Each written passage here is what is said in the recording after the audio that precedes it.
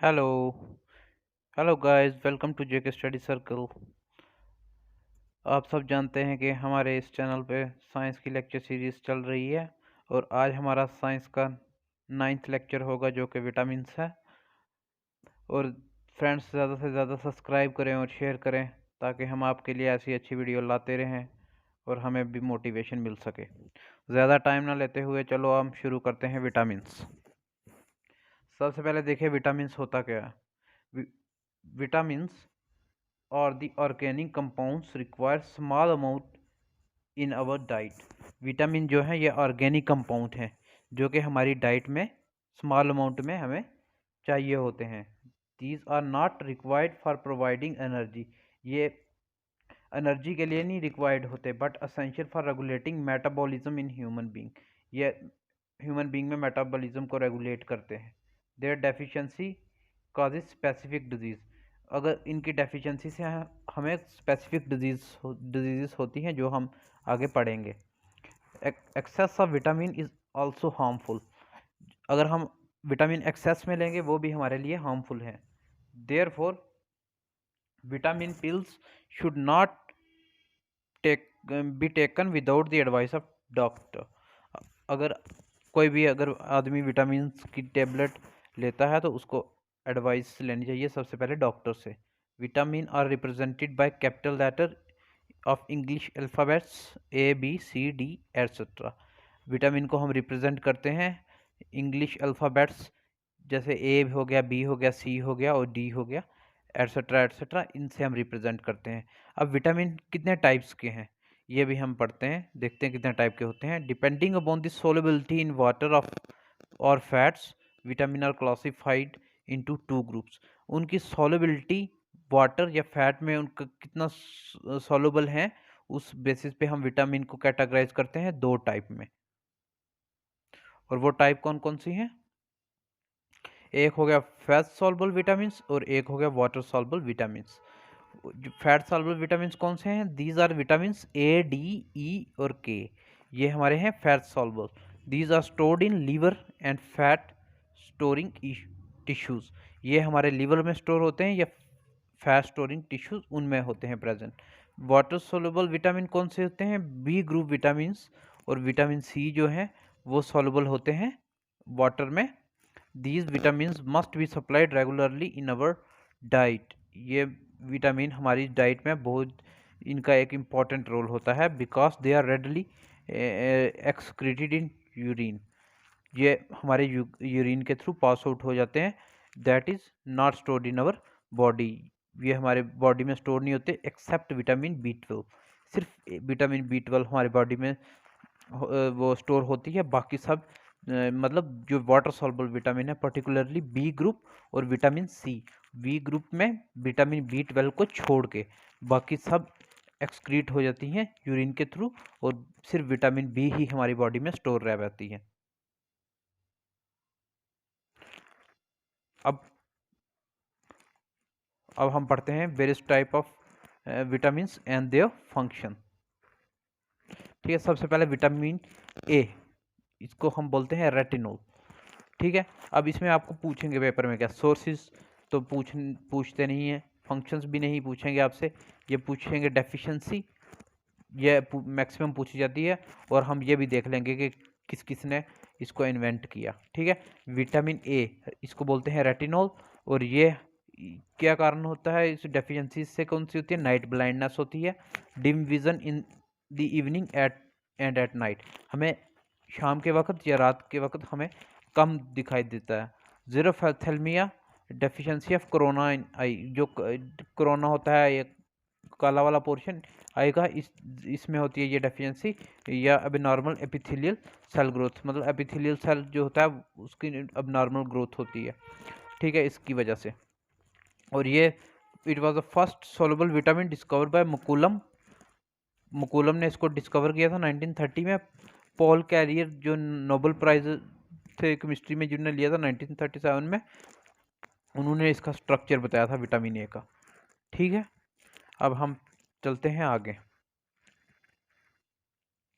अब vitamin D क्या होती है? विटामिन डी होती है कैल्सीफिरोल, इससे क्या, इसकी डेफिशिएंसी से क्या होता है, रिकेट्स होता है चिल्ड्रन में और ऑस्टोमिलेशिया होता है एडल्ट्स में। और ये vitamin D behaves more like a hormone than the cofactor of an enzyme, it is only vitamin synthesized in our body. ये हमारी, ये सिर्फ अकेली विटामिन है जो हमारी बॉडी में सिंथेसाइज होती है।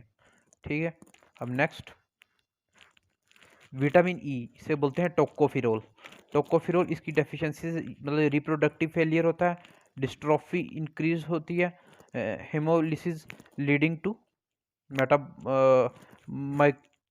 Leading to macrocytic anaemia. इससे हमें एनीमिया होता है, मैक्रोसिटिक एनीमिया होता है और रिप्रोडक्टिव फेलियर होता है इससे। और ये विटामिन ई को हम बोलते हैं विटामिन ऑफ रिप्रोडक्शन। ये हम डिस्कवर किया था हर्बर्ट इवांस ने और कैथरीन बिशप्स ने 1922 में इन ग्रीन लीफी वेजिटेबल्स में। ठीक है, और विटामिन के, विटामिन के ये इसके 3 डेरिवेट्स होते हैं। विटामिन K1 इसको फेलिक्विनिन बोलते हैं, K2 को मेनाक्विनिन बोलते हैं और K3 को मेनाडायोइन बोलते हैं। और इससे क्या डेफिशिएंसी होती है, फॉल्टी ब्लड क्लॉटिंग, मतलब क्लॉट नहीं, इससे हमारे क्लॉट नहीं बनते, ब्लड एक्सेस में बहता रहता है।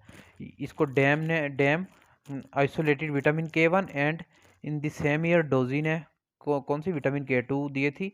बोथ ऑफ देम 1943 में नोबेल प्राइज मिला था केमिस्ट्री में, केमिकल नेचर ऑफ, इनने बताया था विटामिन के का।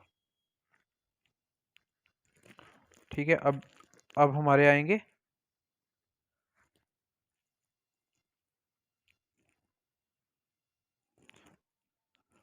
अब हमारे आगे वाटर सॉल्युबल विटामिन, जिसमें आता है B1 थायमीन, इसकी डेफिशिएंसी से बेरी होती है।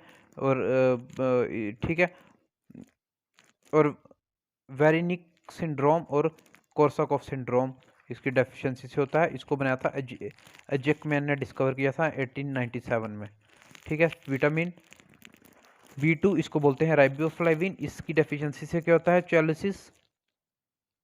ठीक है, और क्रैक इन स्किन और रेड आइज होती हैं और क्रैक इन टंग इसी से होते हैं। इसको हम येलो एंजाइम भी बोलते हैं। This is the most important, B2 riboflavin. B3 को नियासिन बोलते हैं या निकोटिनिक एसिड बोलते हैं। इससे क्या होता है, प्लेग्रा होता है, हार्ट ऑफ डिजीजेस होती हैं। ठीक है, इसको एल्वेजेहम ने डिस्कवर किया था 1937 में। और नेक्स्ट हमारा आ गया विटामिन B5, इसको बोलते हैं पेंटोथेनिक एसिड। इससे क्या होता है, डर्माटाइटिस होते हैं, ग्रोथ रिटार्ड ग्रोथ, मतलब ग्रोथ नहीं हो पाती, लॉस ऑफ हेयर होते हैं, greying of hair, vitamin B5 से ही होते हैं। इसको डिस्कवर किया था विलियम्स ने 1933 में। और विटामिन B6 इसको पैराडॉक्सिन बोलते हैं। इससे क्या होता है, डर्माटाइटिस होता है, अनीमिया होता है, कन्वोल्यूजन होता है, नोजिया, मेंटल डिसऑर्डर होता है, रिटार्ड ग्रोथ होती है। और इसको अल्बर्ट सजेंट गॉर्गी 1934 में डिस्कवर किया था पैराडॉक्सिन को। अब नेक्स्ट विटामिन B7 को बोलते हैं बायोटीन। इससे क्या होता है, पूर ग्रोथ होती है, loss of muscular control, loss of appetite, weakness, hair fall इससे होता है। ठीक है, इसको कोगिल और टोनिस ने डिस्कवर किया था 1936 में। विटामिन B9 इसको बोलते हैं फॉलिक एसिड। इससे क्या होता है, मेगाब्लास्टिक एनीमिया। इसको किसने, लूसी विल्स ने 1934 में डिस्कवर किया था। विटामिन B12 इसको बोलते हैं पेर्निशियस अनीमिया, से डेफिशिएंसी होती है। डॉर्थी क्रोफुट हॉजकिन ने इसको 1964 में डिस्कवर किया था। B17 लेट्राइल होता है, इससे कि ये इसमें एंटी कैंसर प्रॉपर्टीज होती हैं। ठीक है, इसकी डेफिशिएंसी इधर नहीं बताई हुई। ठीक है, vitamin C, this is the most important, SSB का फेवरेट क्वेश्चन इसी में से होता है। ठीक है, इसकी डेफिशिएंसी से क्या होता है, स्कर्वी होती है। ठीक है, ये सबसे पहले देख लो, इस बार जो पीछे पंचायत का पेपर आया था उसमें बोला था गम्स की मतलब गम से ब्लीडिंग होती है, ये यहाँ से ये आप देख सकते हैं। It is essential formation of RBC, production of antibody, it is good for bones, teeth and gums, it acts as antioxidant, इससे स्कर्वी होती है। और जो दांतों की जो भी प्रॉब्लम होती है वो इसी की वजह से होती है। इसको जेम्स लिंड ने 1753 में डिस्कवर किया था। ठीक है, अब विटामिन पी, हेस्पेरिडिन बोलते हैं इसको, ये मेंटेन करती है वॉल्स ऑफ ब्लड वेसल्स। ठीक है, अब ये पॉइंट आप याद रखेंगे, vitamin B1, B5, B6, B12 and C are destroyed by heat, इनको हम हीट से डिस्ट्रॉय कर सकते हैं। Vitamin C is the vitamin that is not present in animal food और फूड ऑफ एनिमल ओरिजिन, मतलब एनिमल फूड या जो एनिमल के फूड होते हैं या एनिमल से जो फूड बनते हैं उनमें ये नहीं होता। ठीक है, थैंक यू, और उम्मीद करता हूँ आपको ये लेक्चर पसंद आया हो, और अगर आपको ये लेक्चर अच्छा लगा तो इसको ज़्यादा से ज़्यादा शेयर करें और चैनल को सब्सक्राइब करें। Thank you, have a nice day.